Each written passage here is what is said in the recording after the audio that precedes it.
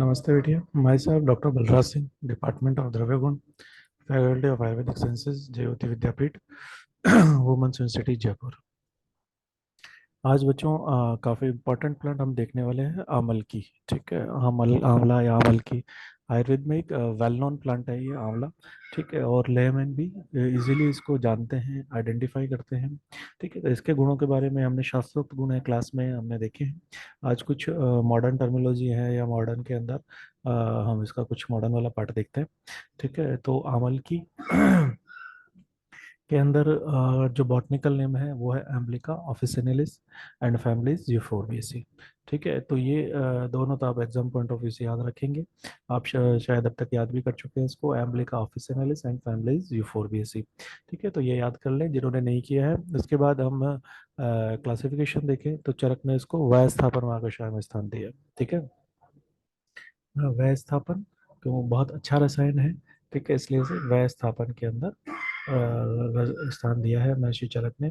सुश्रुत ने इसको परुषकादि और त्रिफला एंड आमलक्यादि इन गणों के अंदर स्थान दिया है। ठीक है, परुषकादि, त्रिफलादि, आमलक्यादि इन सभी गणों के अंदर सुश्रुत ने इसको स्थान दिया है। साथ ही हम इसके सिनोनिम्स देखें। ठीक है, तो आंवला, आमल की, इन नामों से हम इनको जानते हैं, धात्री। ठीक है, साथ ही फिर प्रॉपर्टीज देखें तो रस, गुण, वीर्य, विपाक। रस में इसमें पंचरस होता है और अम्ल रस प्रधान होता है।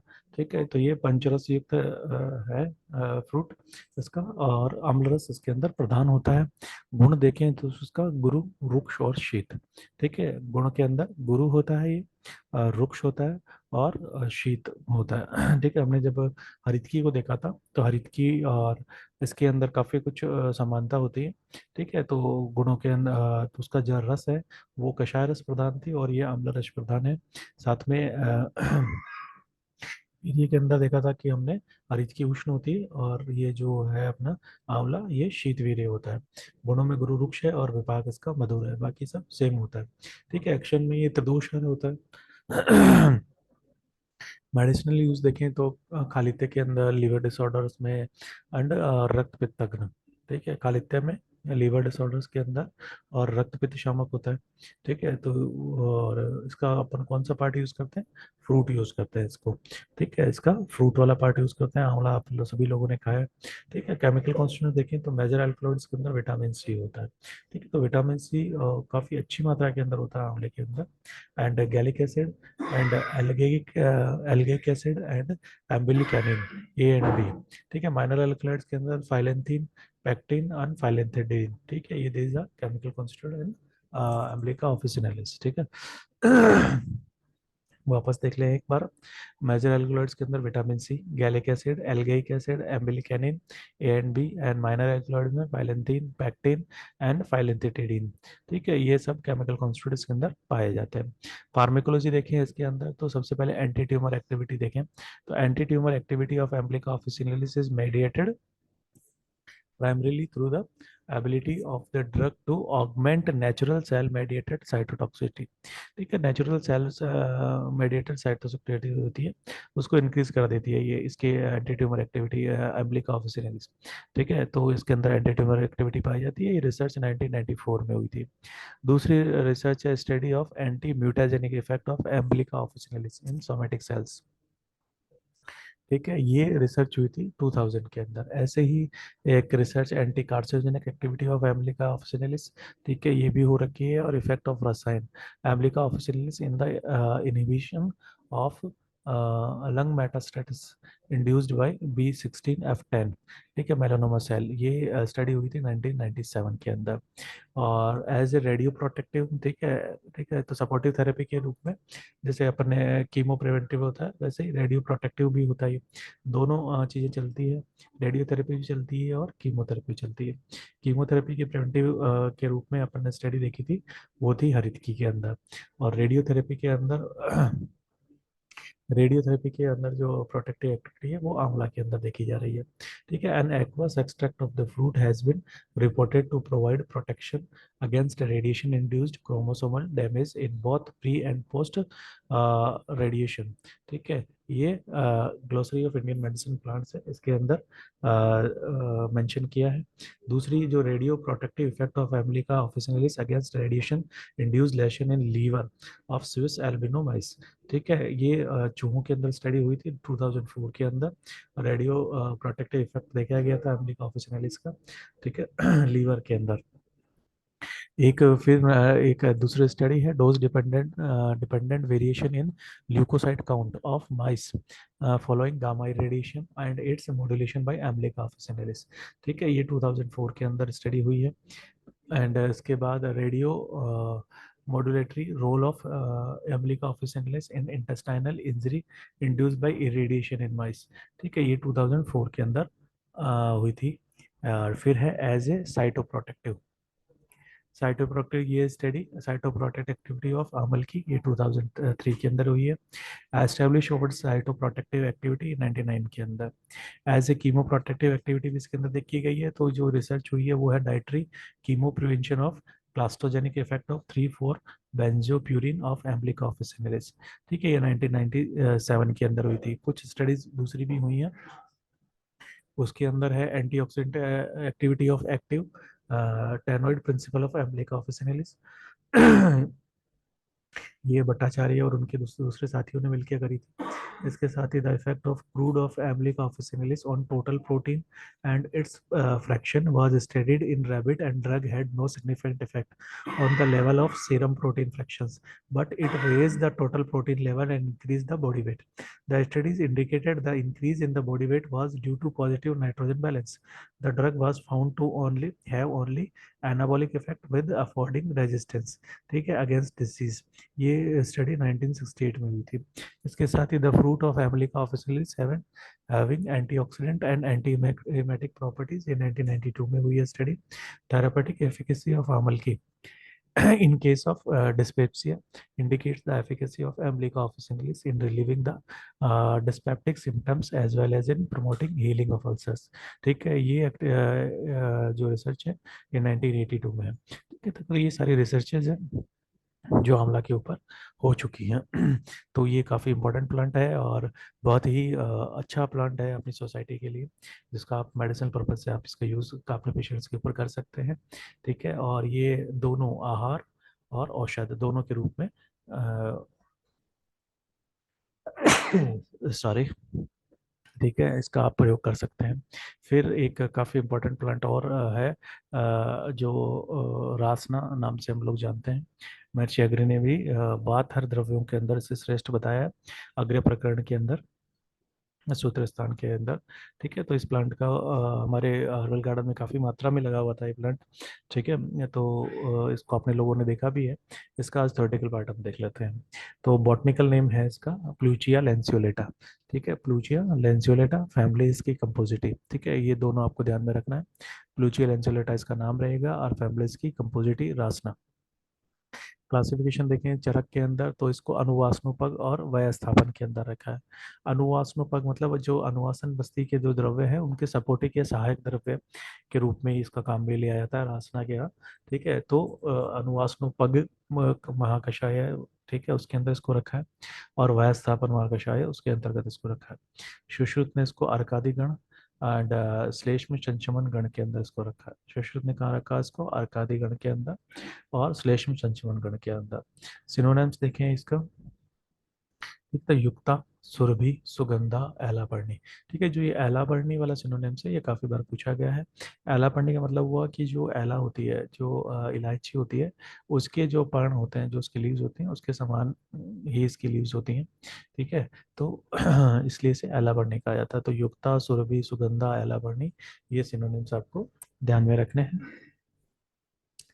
उसके बाद जो प्रॉपर्टीज हैं वो इसका रस, गुण, वीर्य, विपाक। रस का तिक्त, तिक्त रस के अंदर पाया जाता है। रस कौन सा है इसके अंदर? तिक्त रस है। ठीक है, और गुण हम देखें तो गुरु गुण इसके अंदर मिलता है। एंड वीर्य इसका उष्ण है और विपाक इसका कटु है। रस इसका तिक्त है, गुण इसका गुरु है, वीर्य इसका उष्ण है, विपाक इसका कटु है। ठीक है, तो ये प्रॉपर्टीज हमें ध्यान में रखनी है। ठीक है, इसके बाद हम इसके एक्शंस देखें तो विषग्न होता है। विषग्न इन द सेंस, ठीक है, एक्यूट विष में नहीं, लेकिन जो क्रॉनिक विष हैं, दूषी विष, गुरु विष, जिनके नामों से हमारी संहिताओं में इसका वर्णन किया गया है, उसका अंदर आप उसका प्रयोग कर सकते हैं। ठीक है, तो विषग्न प्रॉपर्टी इसके अंदर होती है। एंड कफ वात शामक प्रॉपर्टी है, स्पेशली वात शामक, क्योंकि रासना वात हरणम चरक ने मेंशन किया है। तो कफ वात शामक प्रॉपर्टी इसके अंदर होती है, कफ दोष में और वात के अंदर। उत्तम वात शामक, ठीक है, इन्होंने मेंशन भी कर दिया है यहाँ पे। उत्तम वात शामक। फिर मेडिसिनल यूज देखें तो वेदना स्थापन, ठीक है, जहाँ जितना वेदना का वर्णन आया है वहाँ कहीं ना कहीं एसोसिएशन के रूप में वात दोष माना गया है। और ये उत्तम वात शामक है, इसलिए वेदना स्थापन भी ये काफी उत्तम है। ठीक है। एंड वात रक्त नाशक है, जो गाउट हम जैसे बोलते हैं। ठीक है, वात रक्त, इसमें यूरिक एसिड की मात्रा बढ़ जाती है, तो वहाँ भी आप इसका प्रयोग कर सकते हैं। इसके अलावा आम वात नाशक है, आम वात नाशक है। एंड उदर शूलग्न है। ठीक है, उदर के अंदर किसी तरह की कोई प्रॉब्लम है तो उदर शूल के अंदर भी आप इसका प्रयोग करवा सकते हैं। अब पार्ट यूज, तो इसकी जो लीव्स हैं वो उसका आप प्रयोग करें। ठीक है, तो मेडिसिन यूज में वेदना स्थापन है, वात रक्त शामक है, आम वात नाशक है, और उदर शूलग्न है। उदर में किसी तरह का शूल है, वात से रिलेटेड कोई प्रॉब्लम है तो आप उसका प्रयोग कर लें। और इसके जो लीव्स हैं उनका आपको प्रयोग करना है, लीव्स इसके प्रयोग में आएंगी। केमिकल कॉन्स्टिट्यूएंट देखें इसका, तो pluchioside, pluchiol, pluchioic acid, and pluchio helactone, and lanceolactic acid, quercetin, quercitrin, isorhamnetin, monoterpenes, ester, estriol, glucosides, and flavonoglucosides, and neoplononol, pentacyclic, and triterpene, choline, chloride, pluchinin. ठीक है, जो इसका नाम है प्लूचियल एनसीएलोटा, अगर उससे रिलेटेड भी हम एल्कलॉइड्स याद कर लेते हैं तो भी हमारे एग्जाम पॉइंट ऑफ व्यू से ठीक है। ठीक है, तो प्लूचियोसाइड है, प्लूचियोल है, प्लूचियोरिक एसिड है, एंड प्लूचियोलेक्टोन है। ठीक है, तो ये भी याद कर सकते हैं हम, साथ में प्लूचिनिन है लास्ट में दिया है। ठीक, तो इन एल्कलॉइड्स अगर आप याद कर लेते हैं तो सफिशिएंट है आपके बीएमए सेकेंड ईयर के एग्जाम के पॉइंट ऑफ व्यू से। ठीक है, उसके बाद फार्मेकोलॉजी देखिए हम। फार्मेकोलॉजी के अंदर anti inflammatory, anti oedema, spasmolytic, anti implantation, analgesic effect इसके अंदर पाया जाता है। ठीक है, तो एंटी इन्फ्लामेटरी है, एंड एंटी अडिमा है, एंड स्पाज्मोलाइटिक है, anti implantation and analgesic effect इसके अंदर पाया जाता है।